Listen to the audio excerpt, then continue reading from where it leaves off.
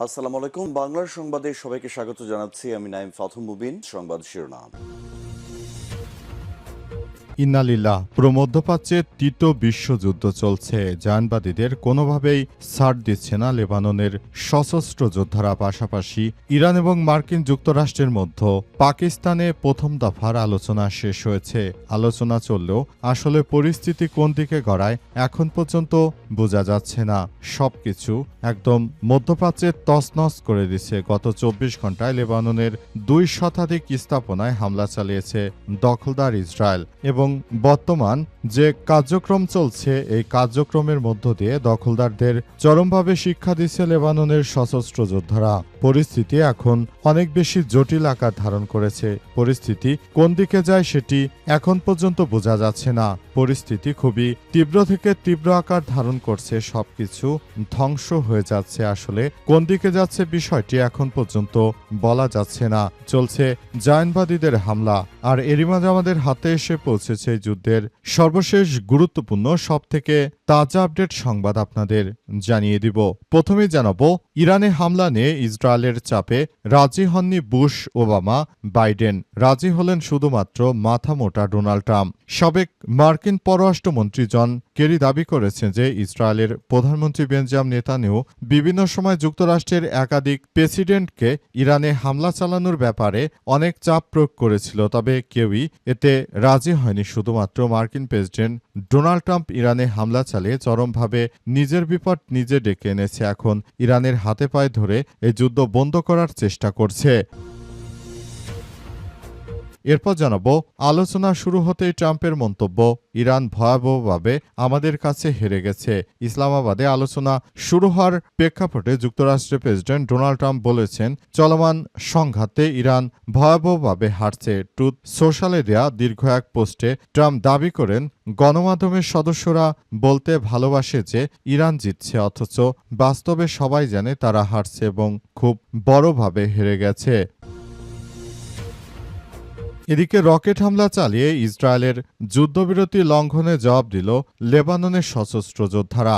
ইসরায়েলের অব্যাহত যুদ্ধবিরতি লঙ্ঘনের জবাব দিতে শুরু করেছে লেবাননের সশস্ত্র যোদ্ধারা। তারা জানিয়েছে যে দখলদারেরা যতই হামলা চালাক না কেন তাদেরকে ছাড় দিয়ে কোনো কথা বলা হবে না। তাদেরকে মাটির সঙ্গে মিশিয়ে দেওয়ার প্রস্তুতি নিচ্ছে লেবাননের সশস্ত্র যোদ্ধারা। তারা ইতিমধ্যে এসব বিষয় নিয়ে এই কাজ করছে বলে জানা যাচ্ছে। এবারে জানাবো, যুক্তরাষ্ট্র এবং ইরানের মধ্যে প্রথম দফার আলোচনা শেষ। যুক্তরাষ্ট্র এবং ইরানের মধ্যে প্রথম দফার আলোচনা শেষ হয়েছে। ২.৫ ঘন্টা এই আলোচনায় পাকিস্তানি মধ্যস্থতাকারীরাও উপস্থিত ছিলেন। পাকিস্তানের রাজধানী ইসলামাবাদে এই আলোচনা শুরু হয়েছে। পাকিস্তানের ২ জন সরকারি কর্মকর্তা বিবিসি উর্দুকে নিশ্চিত করেছে যে আলোচনা ইতিবাচক পরিবেশে অনুষ্ঠিত হয়েছে। এবং সর্বশেষ জানাবো, বিএনপির মনোনয়নপত্র তুলতে গিয়ে নেতাকর্মীদের তোপের মুখে কনকচাপা। ত্রয়োদশ জাতীয় সংসদ নির্বাচনে সংরক্ষিত নারী আসনে মনোনয়ন প্রক্রিয়া শুরু হতেই সরগরম রাজধানী নয়াপল্টন। আর এই ভিড়ের মাঝেই অপ্রত্যাশিতভাবে পরিস্থিতির মুখে পড়লেন জনপ্রিয় কণ্ঠশিল্পী কনকচাপা। দলীয় মনোনয়ন ফরম তুলতে এসে সহকর্মী নেতাকর্মীদের তীব্র প্রশ্নের মুখে পড়েন তিনি, যা মুহূর্তেই সৃষ্টি করে উত্তেজনা। প্রিয় দর্শক, এতক্ষণ শুনছিলেন সংবাদ শিরোনাম, এবারে বিস্তারিত। তবে তার আগে বন্ধুরা অনুরোধ থাকবে এই সংবাদটিতে একটি লাইক দিন। এই চ্যানেলে আপনি নতুন হয়ে থাকলে আমাদের সংবাদটি দেখতে দেখতে চ্যানেলটি সাবস্ক্রাইব করে রাখুন। কমেন্ট করে বন্ধুরা আপনার মূল্যবান মতামত জানিয়ে দিন আপনি বিশ্বের কোন দেশ থেকে বা বাংলাদেশের কোন স্থান থেকে আমাদের সংবাদটি দেখছেন এবং শুনছেন। আর বন্ধুরা, সংবাদটি আপনার সোশ্যাল মিডিয়া ফেসবুকে শেয়ার করে বন্ধুদেরও দেখার সুযোগ করে দিন। আর বন্ধুরা, এই সংবাদটি আপনার বন্ধুদের মাঝে শেয়ার করে কমেন্টের মাধ্যমে জানিয়ে দিন যে যুদ্ধ চলছে সেই যুদ্ধে আপনি কোন পক্ষকে সমর্থন করেন। এই যুদ্ধ কি যৌক্তিক নাকি অযৌক্তিক সেটি আমাদের কমেন্ট করে জানিয়ে দিন। ইরান এবং যুক্তরাষ্ট্রের মধ্যে যে যুদ্ধ চলছে সেই যুদ্ধ আসলে যৌক্তিক কোনো যুদ্ধ নাকি, বিষয়টি কি এ সম্পর্কে সমস্ত তথ্য আমাদেরকে জানিয়ে দিতে পারেন। এবারে বিস্তারিত। ইরানে হামলা নিয়ে ইসরায়েলের চাপে রাজি হননি বুশ, ওবামা, বাইডেন। রাজি হলেন শুধুমাত্র মাথামোটা ডোনাল্ড ট্রাম্প। সাবেক মার্কিন পররাষ্ট্রমন্ত্রী জন কেরি ইরানের বিরুদ্ধে যুদ্ধ করার জন্য সাবেক যত মার্কিন প্রেসিডেন্ট ছিল সবাইকেই রাজি করানোর চেষ্টা করেছিল এই জায়নবাদী ইহুদিবাদী ইসরায়েল, কিন্তু তারা কোনো সরকারই এই ইরানের বিরুদ্ধে যুদ্ধ করতে রাজি হয়নি পুরোপুরি। শুধুমাত্র এই রাষ্ট্রটি, এই দখলদারেরা, তারা সব সরকারকে এই যুদ্ধবিরতির বিষয়গুলো নিয়ে তারা যুক্তরাষ্ট্রের এর আগে যত সরকার ছিল সবাইকে নিয়ে তারা এই বিষয়গুলো করার চেষ্টা করেছে, কিন্তু কেউই রাজি হয়নি। শুধুমাত্র মার্কিন প্রেসিডেন্ট ডোনাল্ড ট্রাম্প তিনি এই বিষয়গুলোতে রাজি হয়েছেন। এ কারণে এখন তাকে পরিস্থিতি ভোগ করতে হচ্ছে। মার্কিন প্রেসিডেন্ট ডোনাল্ড ট্রাম্প তিনি শুরু থেকে আসলে মনে করেছিলেন যে এই যুদ্ধে হয়তো তিনি ভালো কোনো কিছু অর্জন করতে পারবেন, কিন্তু আসলে না, পরিস্থিতি সেদিকে যায়নি। পরিস্থিতি সম্পূর্ণরূপে জটিল আকার ধারণ করেছে এবং এই পরিস্থিতির কারণে মূলত এই যুদ্ধ আসলে এখন আরও ভিন্ন দিকে চলে গেছে। পরিস্থিতি খুবই খারাপের দিকে চলে যাচ্ছে। শেষ পর্যন্ত ডোনাল্ড ট্রাম্প তিনিও এই যুদ্ধ বিরতি থেকে সরে আসার চেষ্টা করছেন এবং তিনি আজ ইরানকে সব রকমের ছাড় দিয়ে এই যুদ্ধ শেষ করার জন্য তিনি পাকিস্তানের হাতে পায়ে ধরে কার্যক্রম চালিয়ে যাওয়ার চেষ্টা চালিয়ে যাচ্ছেন। আলোচনা শুরু হতেই ট্রাম্পের মন্তব্য, ইরান ভয়াবহভাবে হেরেছে। মার্কিন প্রেসিডেন্ট ডোনাল্ড ট্রাম্প তিনি এবার যুদ্ধবিরতি শুরুর যে আলোচনা, সেই আলোচনা শুরু হতেই তিনি আবারও মারাত্মকভাবে তিনি এবার মন্তব্য করে বসলেন। তিনি জানিয়েছেন যে যুদ্ধ শুরু হয়েছে এবং দখলদারেরা যে কার্যক্রম চালিয়ে যাচ্ছে তার জন্য তিনি মোটেও প্রস্তুত ছিলেন না। এর আগে পৃথিবীতে যত প্রেসিডেন্ট ছিল আমেরিকান, সবাই কিন্তু এই যুদ্ধ কেউই করতে চায়নি। শুধুমাত্র মার্কিন প্রেসিডেন্ট ডোনাল্ড ট্রাম্প নিজেই এই যুদ্ধে জড়িয়ে তিনি পরিস্থিতিটাকে একদম ঘোলাটে করে ফেলেন।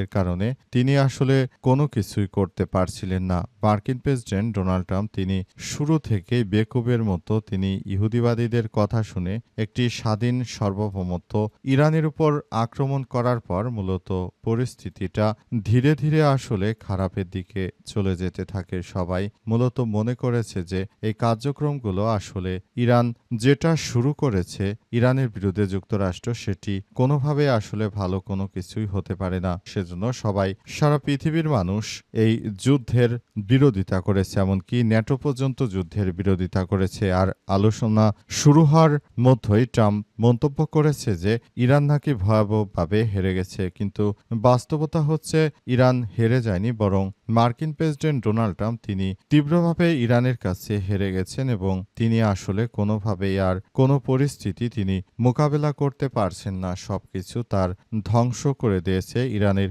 ইসলামী বিপ্লবী গার্ড বাহিনীর সদস্যরা। রকেট হামলা চালিয়ে ইসরায়েলের যুদ্ধবিরতি লঙ্ঘনের জবাব দিল লেবাননের সশস্ত্র গোষ্ঠীর যোদ্ধা হিজবুল্লাহ যোদ্ধারা। আলহামদুলিল্লাহ, এবার লেবানন থেকে নতুন দফায় ইসরায়েলে রকেট হামলা করা হয়েছে।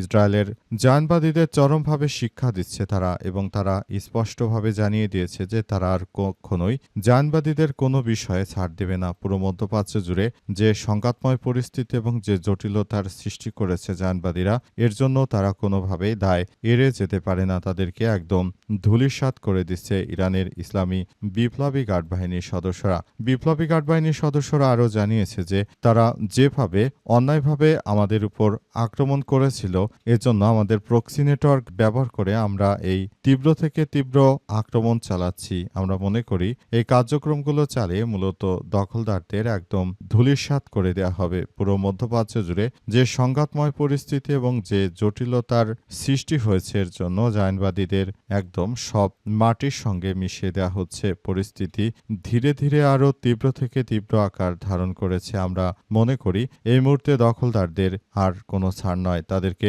যেখানেই পাওয়া যাচ্ছে সেখানে কতল করা হচ্ছে এবং পুরো মধ্যপ্রাচ্য জুড়ে দখলদারদের যে কোনো কার্যক্রম এবং যে কোনো ধরনের পরিস্থিতিকে মোকাবেলা করার জন্য লেবাননের যোদ্ধারা পুরোপুরি প্রস্তুত। দখলদারেরা যতই যুদ্ধবিরতি লঙ্ঘন করতে যাক না কেন, তাদেরকে শেষ পর্যন্ত শেষ না করে যুদ্ধ থামাবে না লেবাননের সশস্ত্র যোদ্ধারা।